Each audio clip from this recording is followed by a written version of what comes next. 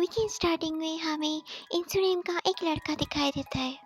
वह अपनी मॉम से बात कर रहा होता है। उसके पास भूतों को देखने की शक्तियाँ थी। इंसु के पास एक मिस्टीरियस लॉकेट भी था। वह जैसे ही कॉल कट करता है, उसका लॉकेट मूव करने लग जाता है। इसका मतलब है कि उसके आसपास कोई शैतानी शक्तियाँ मौजूद थी। तभी उसके क्लासमेट आके उसे मारते हुए कहते हैं कि तुम तो वही हो ना जिसे भूत दिखाई देते हैं। यह बात सुनकर वहाँ खड़ी हुई भूत उसे घूरने लग जाती है और सबके जाने के बाद वह लड़की इंसु को डराने लग जाती है। इंसु वहाँ से भाग जाता है। इंसु घर आके थोड़ा रिलैक्स फील करता है। तभी वह देखता है कि उसके कंधों पे कोई बैठा है। वह जब उसे देखता है तो वह लड़की उसके कंधों पे बैठी हुई होती है। वह भूत इंसु से मदद मांगती है तो इंसु उसकी मदद करने के लिए तैयार हो जाता है। तभी पुलिस वालों की मदद से इंसु उस लड़की की डेड बॉडी को बाहर निकाल देता है। तब वह बहुत रोती है। इंसु को उसके रोने की चीखें सुनाई देती है। इंसु अपने अंकल को कॉल करके कहते हैं कि वह अब अपने अंकल के साथ रहना चाहता है। उसके अंकल कहते हैं कि भूत तो मुझे भी दिखाई देते, अगर तुम यहाँ आ गए तो यहाँ तो भूतों की बारात आ जाएगी। लेकिन फिर भी इंसु एक नहीं सुनता और फाइनली इंसु उसके अंकल के वहाँ जाने के लिए तैयार हो जाता है। और अगले ही दिन इंसु अपने अंकल के घर जाने के लिए निकल जाता है। वह बस से अपने अंकल के घर जा रहा होता है।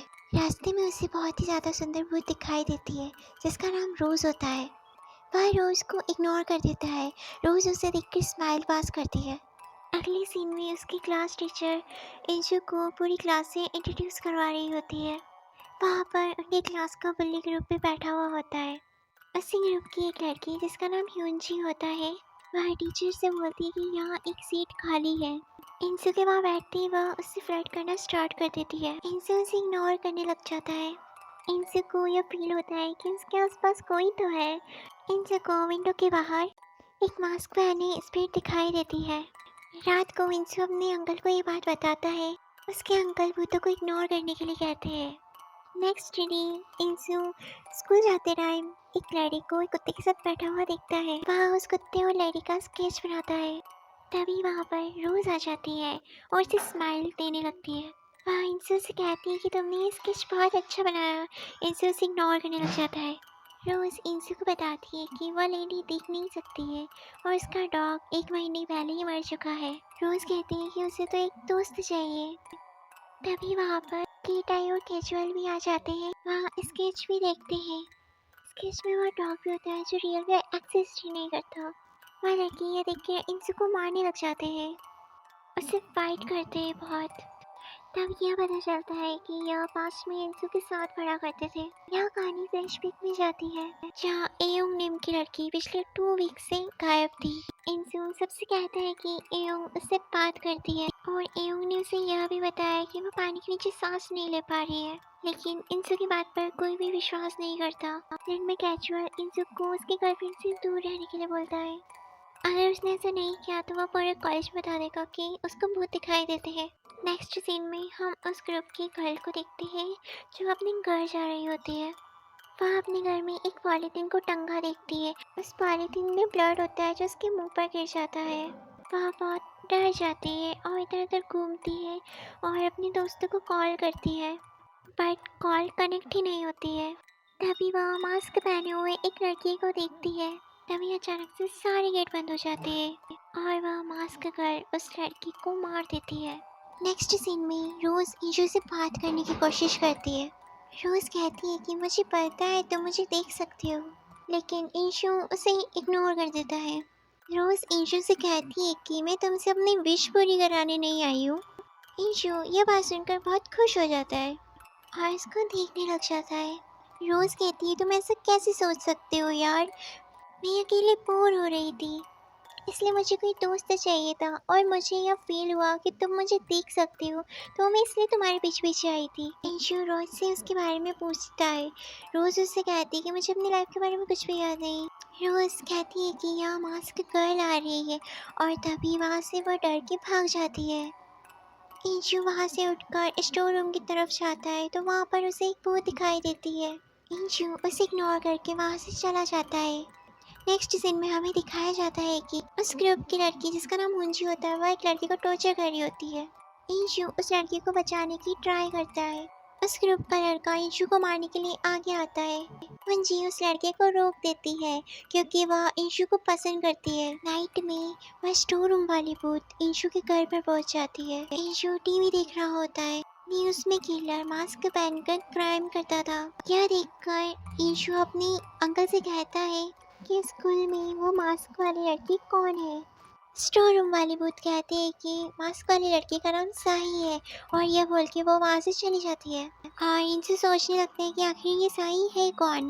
दूसरी तरफ उस बल्ली ग्रुप का एक कपल जिनका नाम केतायु और नारा था, वह चोरी छुपे स्कूल में घुसे हुए होते हैं। एक्चुअली वो नारा को फोन लेने गए थे जो टीचर ने ले लिया था। वह दोनों फोन लेने के बाद वहीं पर फन करने लगते हैं। तभी नारा वॉशरूम का कहकर वहाँ से चली जाती है। उसके जाते ही मास्क गर्ल लाकर कितायु को मार देती है। दूसरी तरफ मास्क गर्ल नारा को भी डराती है और उसे वहीं पर मार देती है। नेक्स्ट डे टीचर्स और स्टूडेंट कितायु और नारा की डेड बॉडी देखते हैं तो वो सब शॉक्ड हो जाते हैं। हंजी बहुत ही ज़्यादा डरी हुई दिखाई दे रही थी क्योंकि उसके दोस्त सब एक एक करके मारे जा रहे थे। तभी इंशु क्लासरूम में सभी स्टूडेंट से मास्क गर्ल के बारे में इंफॉर्मेशन निकालने की ट्राई कर रहा होता है, लेकिन कोई भी स्टूडेंट उसे कुछ भी नहीं बताता, बल्कि सब साई की मौत का राज जानते थे। जिनमें से एक स्टूडेंट इंशु को बताता है कि साई ने कुछ समय पहले सुसाइड कर लिया था, जिसके पीछे बुल्ली ग्रुप का हाथ था। समय बाद इंशु और रोज को दिखाया जाता है जो एक दूसरे के साथ एंजॉय कर रहे थे। तब इंशु को उसका क्लासमेट मैसेज करता है जिसमें साई की मास्क वाली फोटो अटैच थी और लिखा होता है कि तुम्हें साई के बारे में इंक्वायरी नहीं करनी चाहिए। इंशु रोज से कहता है कि क्या तुम साई को जानती हो। रोज कहती है कि साई के बारे में कौन नहीं जानता, पूरा स्कूल जानता है कि उसने सुसाइड क्यों करी थी। रोज की बात सुनकर इंशु समझ जाता है कि साई की डेथ के पीछे बुल्ली ग्रुप ही रिस्पॉन्सिबल है। इंशु गुस्से में कैजुअल पर अटैक कर देता है, उल्टा कैजुअली इंशु को मारने लग जाता है। इंशु मुस्कुराते हुए कहता है कि तुम सबके लिए साई वापस आ रही है। इसके बाद वह बुल्लिश अपने घर जा रहे थे तो हुंजी साई की फोटो दिखाती है और कहती है हमारे दोस्तों के मर्डर के पीछे साई के पापा का हाथ तो हो सकता है। आई थिंक वो अपनी बेटी का बदला लेने के लिए ऐसा कर रहे हैं। यह सब सुनकर कैजुअल भी उसकी बातों का विश्वास कर लेता है और यह दोनों साही के घर जाने का डिसाइड कर लेते हैं। और उसके बाद हुंजी यह बात इंशु को भी बता देती है और दूसरी तरफ इंशु सारे मैसेज पढ़कर अपने अंकल को यह बात बता देता है। इंशु के अंकल कहते हैं कि तुम अपनी लाइफ को ऐसे जोखिम में कैसे डाल सकते हो और उससे वहाँ जाने से मना कर देते हैं। इंशु उन्हें समझाता है कि देर होने से पहले मुझे यह सब रोकना होगा। उसके अंकल उसे केयरफुल रहने का कहते हैं और साथ में एक जादुई चाकू भी देते हैं। वहीं दूसरी तरफ कैजुअल और हुंजी साही के घर पहुंच जाते हैं। वहाँ उन्हें एक बॉक्स दिखाई देता है, उसमें से बहुत तेज आवाज़ें आ रही थी। उन दोनों को ऐसा फील होता है जैसे उन्हें कोई देख रहा है।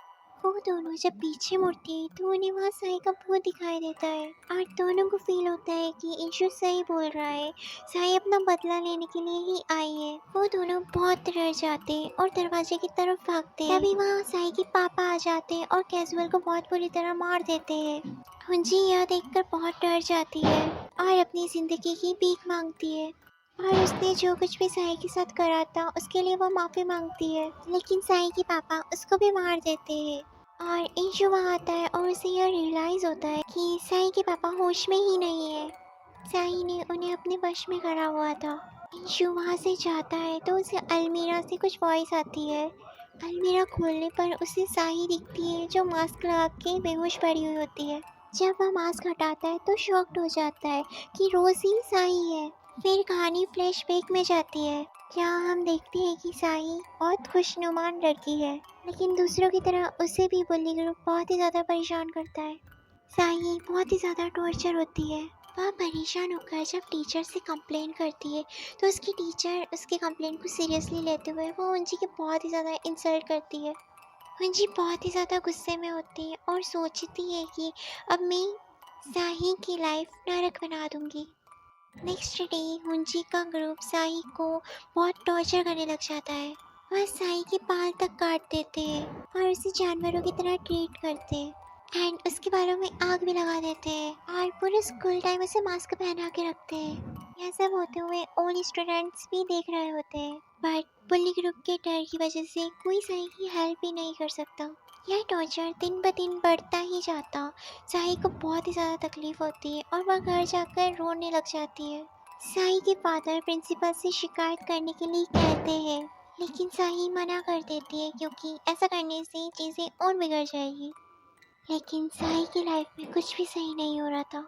टॉर्चर दिन ब दिन बढ़े जा रहा था, जिससे तंग होकर साई सुसाइड कर लेती है। लेकिन साई के नेचर में बहुत ज़्यादा फ़र्क आ जाता है।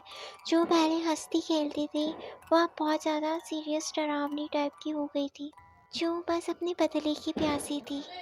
प्रेजेंट में इंशु को एक डायरी दिखाई देती है। इंशु देखता है कि टीचर के नेम के अलावा सभी नेमों पर क्रॉस के निशान लगे हुए हैं और वो सभी मारे जा चुके हैं।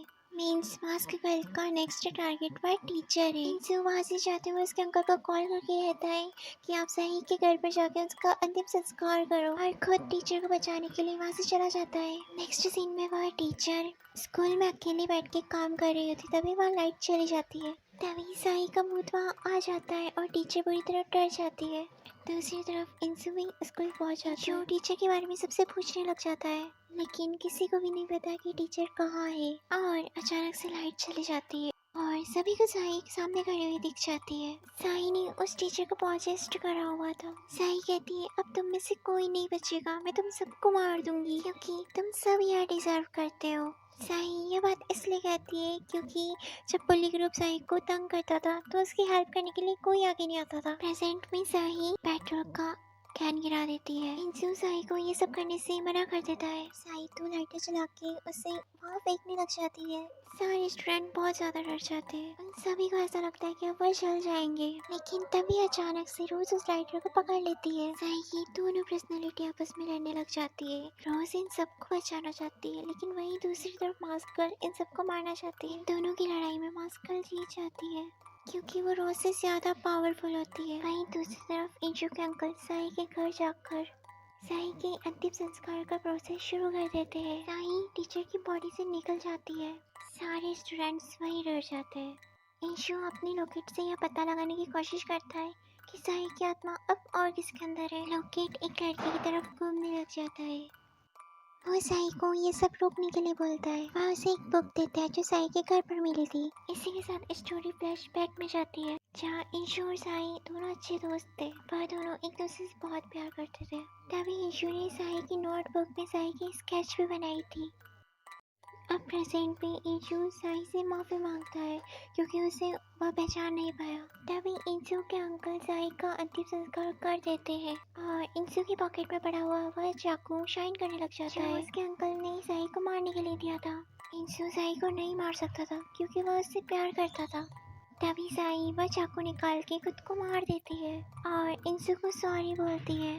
इसी के साथ साई की आत्मा इनविजिबल होने लग जाती है। इंशु यह सब देखकर बहुत ही ज्यादा रोता है और साई को याद करने लग जाता है। नेक्स्ट सीन में सभी स्टूडेंट्स और टीचर साई को श्रद्धांजलि देते हैं। इंशु साई को बहुत ज्यादा याद करता है और इंशु साई का स्केच वहीं रख देता है। सो गाइस, मूवी का एंड हो चुका है।